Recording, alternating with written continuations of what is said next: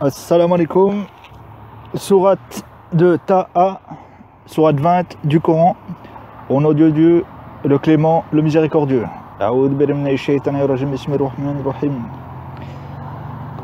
Taha, nous t'avons envoyé le Coran non pas pour te rendre malheureux, mais plutôt comme rappel pour celui qui craint le Seigneur, comme révélation maintenant de celui qui a créé la terre et les cieux sublimes, le miséricordieux qui s'est établi sur le trône, le souverain des cieux, de la terre, des espaces interstellaires et de tout ce qui se trouve dans les profondeurs du sol, que tu élèves la voix ou non, il connaît tous les secrets, même les pensées les plus intimes. Il est Dieu, il n'y a de divinité que lui, et il porte les noms les plus sublimes.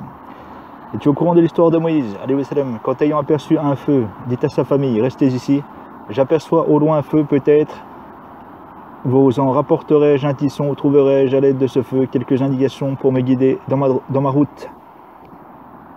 Et lorsqu'il s'en approcha, une voix l'interpella. Ô Moïse, je suis ton Seigneur, ôte tes sandales, car tu es dans la vallée sacrée de Touwa. Je t'ai élu, écoute donc ce qui te sera révélé. En vérité, je suis Dieu, il n'y a d'autre Dieu que moi. Adore-moi donc et accomplis la prière en souvenir de moi.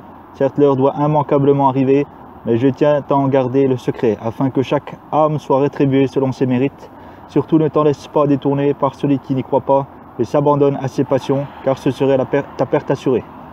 Quel est cet objet, dit Moïse, que tu tiens dans ta main droite? C'est mon bâton, dit-il, sur lequel je m'appuie, avec lequel j'abats du feuillage pour mes moutons, que j'emploie d'autres usages encore. Le Seigneur lui dit alors, jette-le au Moïse. Moïse jeta son bâton, vit que celui-ci était devenu un serpent qui rampait.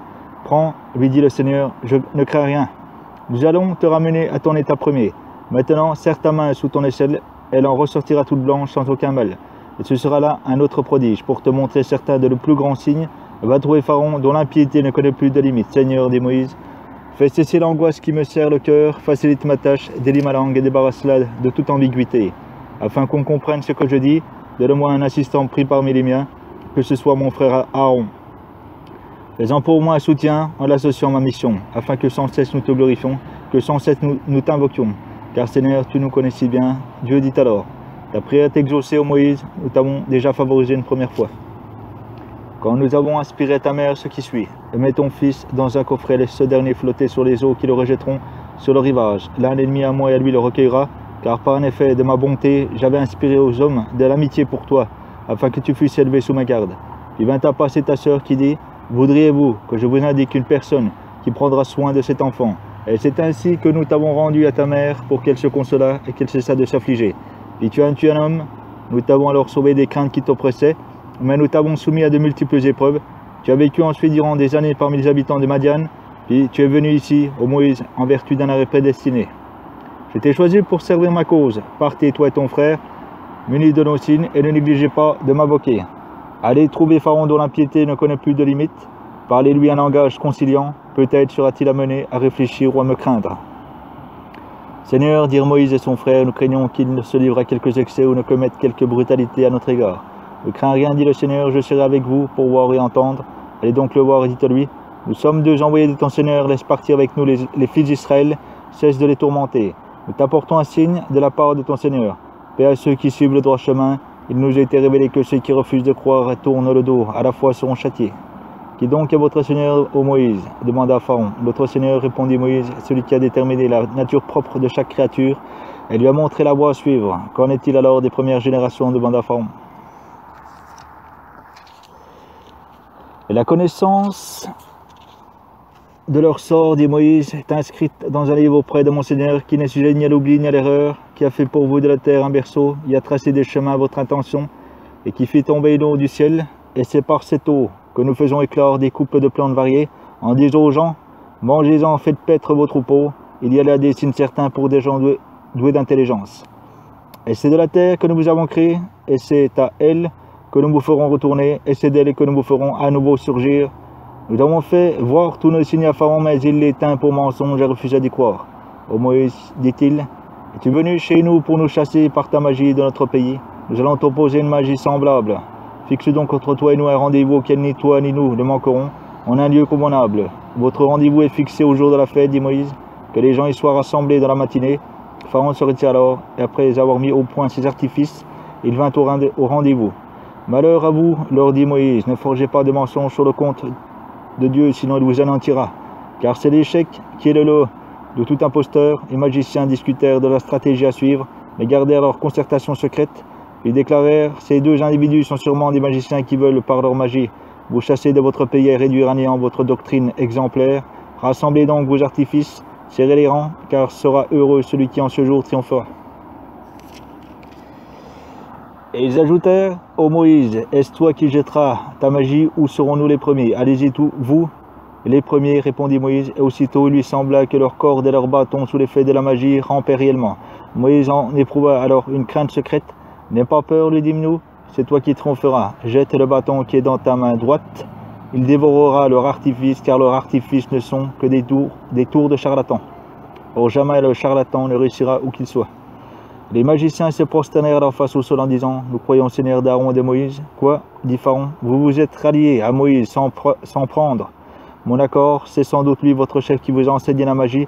Je vais vous faire couper les mains et les pieds en ordre croisé et vous faire crucifier sur des troncs de palmiers. Et vous saurez alors qui de nous dispose du châtiment le plus sévère et le plus durable. Jamais, répliquèrent les magiciens, nous ne te préférerons à ce qui nous est parvenu comme preuve évidente, ni à celui qui nous a créés. Prends donc la décision que tu veux prendre.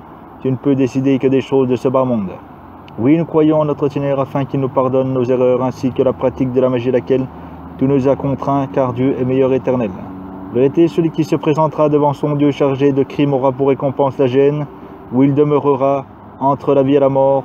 Mais ceux qui se présenteront devant lui en croyant qu'ils ont accompli des œuvres pies, ceux-là accéderont au plus haut rang des jardins d'Éden, sous lesquels coulent des rivières et où leur séjour sera éternel. Telle est la récompense réservée à ceux qui se seront purifiés de leurs péchés. Nous révélâmes alors à Moïse: pardonnez avec mes serviteurs, fraye-leur un passage à sec dans la mer, sans craindre d'être rejoints, sans éprouver aucune inquiétude. Pharaon se lança alors à leur poursuite avec son armée, mais ils furent tous submergés par les flots, et c'est ainsi que Pharaon causa la perte de son peuple au lieu de le conduire dans le droit chemin. Ô fils d'Israël, nous vous avons délivré de votre ennemi, et nous vous avons donné rendez-vous sur le versant droit du mont Sinaï et fait descendre sur vous la manne et l'écaille. Mangez de ces aliments délicieux que nous vous offrons, et évitez tout excès de peur d'encourir ma colère, car quiconque encourt ma colère sera perdu sans retour. En vérité, je suis toute indulgence pour celui qui se repent. Crois en moi, pratique le bien sur le droit chemin. Pourquoi, Moïse, t'es-tu hâté de t'éloigner de ton peuple? Ils suivent mes pas, dit Moïse, je me suis hâté vers toi, Seigneur, pour que tu sois satisfait de moi. Le Seigneur dit alors: nous avons mis à l'épreuve ton peuple après ton départ, et le Samaritain les a égarés. Troussé et plein d'amertume, Moïse revint vers son peuple. Ô mon peuple, s'écria-t-il, votre Seigneur ne vous a-t-il pas fait une belle promesse? Avez-vous trouvé cette promesse trop longue à se réaliser? Ou avez-vous voulu que la colère de Dieu s'abatte sur vous pour avoir trahi votre engagement envers moi? Nous n'avons pas manqué à notre engagement envers toi, répondirent-ils, de notre propre gré, mais on nous a fait porter des charges de bijoux appartenant au peuple de Pharaon. Nous les avons jetés au feu, le Samaritain en a fait de même. Et il leur a fait sortir des flammes à veau sous forme d'un corps mugissant, et aussitôt l'assistance s'est mise à crier: voilà votre Dieu, et celui de Moïse qui a tout simplement oublié. Quoi? Ne voyait-il pas que ce veau était incapable de leur répondre et qu'il ne pouvait ni leur nuire ni leur être utile? Pourtant Aaron leur avait bien dit auparavant: ô mon peuple, ce veau n'est qu'une tentation pour vous, car votre vrai Seigneur, le miséricordieux, suivez-moi et obéissez à mes ordres. Nous ne cesserons pas de l'adorer, avait-il répliqué, tant que Moïse ne sera pas de retour parmi nous. Dès son retour, Moïse s'adressa à son frère: ô Pharaon, qui t'a empêché lorsque tu les as vus prendre le chemin de l'erreur de me rejoindre? Est-ce par désobéissance à mes ordres? Ô fils de ma mère, dit Aaron, ne t'en prends ni par la barbe, ni par la tête. J'ai simplement craint que tu ne m'accuses d'avoir jeté la discorde entre les fils d'Israël, de n'avoir pas observé tes recommandations. Toi, Samaritain, dit Moïse, quelle raison t'as poussé à agir ainsi? J'ai vu, dit-il, ce qu'ils n'ont pas vu. J'ai alors pris une poignée de la trace de l'envoyé. Je l'ai jeté selon ce que mon âme m'a suggéré. Va-t'en, lui dit Moïse, ton lot dans cette vie sera de dire à quiconque te rencontrera: ne me touche pas, sans parler du rendez-vous qui t'est fixé pour l'autre monde, et auquel rien ne pourra te soustraire. Considère ton Dieu que tu as tant adoré avec assiduité. Nous allons le brûler en totalité et en éparpiller les cendres de la mer. En vérité, votre Dieu est le Dieu unique, en dehors de qui il n'y a point de divinité. Il embrasse de sa science toutes choses. Ainsi, nous te contons certains récits des temps révolus, et c'est bien un rappel de notre part que nous t'apportons. Ceux qui s'en détournent comparaîtront au jour de la résurrection chargés d'un lourd fardeau qu'ils auront à supporter éternellement. Quelle pénible charge sera la leur le jour de la résurrection. Le jour où la trompette sonnera, nous rassemblerons les coupables, qui les yeux cernés de peur chuchoteront entre eux, vous n'êtes restés sur terre que 10 jours. Nous comprenons parfaitement ce que voudront dire les plus sensés d'entre eux quand ils répliqueront, en réalité, vous n'y êtes restés qu'un seul jour. Ils t'interrogeront sur les montagnes. Mon Seigneur les réduira en poussière et ne laissera leur place qu'un bas-fond aplani, où on ne verra plus ni ondulation ni relief. Ce jour-là, les hommes suivront sans détour l'appel du héros, et les voix se feront basses devant le miséricordieux. On n'entendra plus que des chuchotements. Ce jour-là, aucune intercession ne sera acceptée, à moins qu'elle n'émane de ceux que le miséricordieux aura autorisé, dont il aura agréé la parole. Allah embrasse de sa science le passé et l'avenir des hommes, alors que la science de ces derniers ne peuvent le concevoir. Et les fronts se courberont tout bas devant l'Éternel, l'immuable. Malheur donc à ceux qui se présenteront chargés d'iniquité. Celui qui aura pratiqué le bien en étant croyant n'aura craint ni injustice ni frustration. C'est ainsi que nous avons révélé ce Coran en langue arabe, en y multipliant les menaces, afin de susciter chez les hommes la crainte de Dieu, ou de les pousser à en méditer le sens. Gloire à Dieu, le souverain, l'authentique.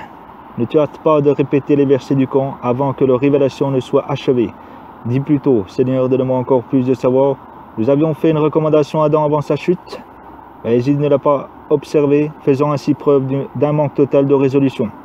Lorsque nous ordonnâmes aux anges de se prosterner devant Adam, ils se prosternèrent tous, sauf Satan, qui s'y refusa. Nous dîmes alors, ô Adam, cet être est un ennemi pour toi et pour ton épouse. Prenez garde qu'il ne vous fasse chasser du paradis, car ce serait un grand malheur pour toi. Au paradis, tu ne connaîtras ni la faim ni la nudité. Tu n'y souffriras ni de la soif ni de l'ardeur du soleil. Mais Satan le tentant lui disant, ô Adam, veux-tu que je te montre l'arbre de l'immortalité, un royaume impérissable? Adam et Ève mangèrent alors du fruit défendu, aussitôt leur apparut leur nudité qu'ils essayèrent de cacher avec le feuillage du paradis. Adam désobéit ainsi à son Seigneur et se trouva égaré. Puis son Seigneur le ramena à lui, accepta son repentir et le remit sur le droit chemin. Quittez tous ces lieux, dit le Seigneur, vous serez ennemis les uns des autres. Attendez-vous à recevoir mes directives. Celui qui les suivra ne sera ni égaré ni malheureux, tandis que celui qui s'en détournera mènera une vie pleine d'amertume. Ce sera frappé de cécité lorsque nous le ressusciterons le jour du jugement dernier. Seigneur, dira-t-il, pourquoi m'as-tu ressuscité aveugle alors que sur terre je voyais? Il en est ainsi, lui dira le Seigneur, nous t'avons bien envoyé nos preuves et tu les as négligées. Eh bien, c'est ton jour, c'est ton tour. À toi d'être négligé. C'est ainsi que nous rétribuons celui qui aura commis des excès, n'aura pas clos au signe de son Seigneur. Certes, le châtiment de la vie future est plus terrible encore et plus durable. N'ont-ils pas été suffisamment édifiés par les nombreuses générations que nous avions fait déjà périr avant eux?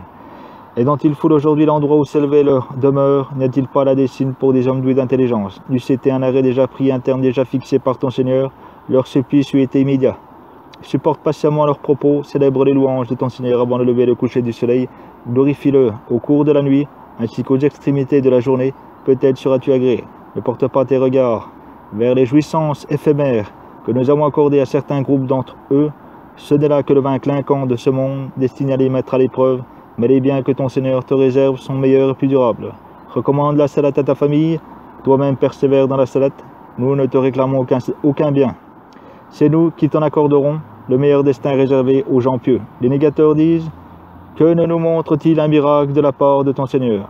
Mais n'ont-ils pas déjà reçu une preuve évidente dans les Écritures antérieures?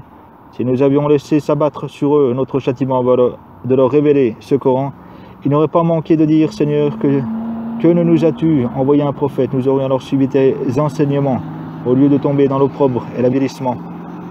Nous sommes tous dans l'attente, attendez donc vous aussi, et vous saurez bientôt ceux qui sont les bien guidés et ceux qui sont sur la bonne voie. Assalamu alaikum.